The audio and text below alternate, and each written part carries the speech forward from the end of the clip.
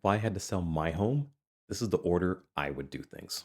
I wouldn't start by talking about price. I know that sounds strange because price feels like the most important part. But if the goal is to sell your home and to feel good about the decision 1 year from now, the order you make decisions matters more than almost anything else. Most sellers don't regret selling. They regret the stress, the financial pressure, or the rush decisions they made because they didn't have a clear plan before hitting the market. So let me walk you through the exact order I would follow if I were selling my home and why this sequence protects you from pressure, surprises, and regret. Step one, clarify the exit, not the market. The first thing I would get clear on has nothing to do with my home's value.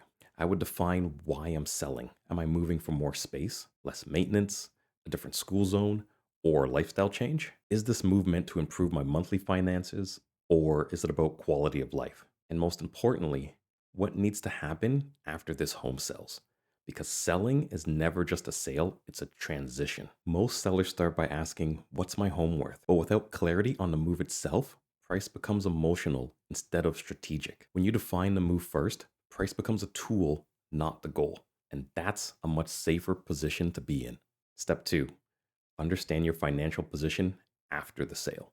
Once the reason for the move is clear, then I'd look at the numbers, but not just sales price, my net position. I'd want to know, what will I realistically walk away with after mortgage payouts, fees, and closing costs? How does that number affect my next purchase? Is it a rental or investment plan? Do I need the highest possible price or the smoothest possible transition?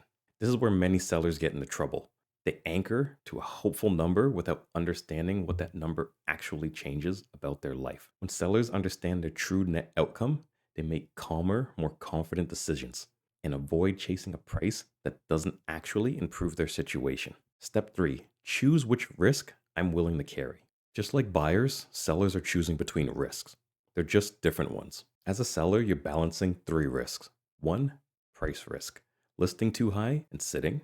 Two, timing risk, selling before you secure your next move. And three, market risk, conditions shifting while you wait. Listing high may increase price potential, but also increase time and uncertainty. Waiting for the market to improve may raise risk if conditions shift the other way. And selling quickly might reduce stress, but limit your negotiation leverage.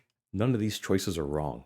What's wrong is pretending that risk disappears. Once I'm clear on which risk I'm comfortable carrying, pricing and timing decisions become strategic instead of emotional. Step four, prepare the home based on market reality, not personal taste. Before talking about list date, I would look at my home like a product, not a personal space. What repairs actually matter to buyers in this market? What upgrades improve saleability versus over improving? And what level of staging or presentation is appropriate for my price range? Most sellers either over improve and don't see a return, or underprepare and wonder why showings feel slow. Preparation should be based on how buyers compare options, not on what the seller personally values the most, because this step directly affects time on market, buyer confidence, and negotiating strength. And it's much easier to do properly when there's a plan before the listing goes live. Step five, study how homes like mine are actually selling. Before setting a price, I would study behavior, not just averages. In most neighborhoods, average homes follow the stats, but well-prepared,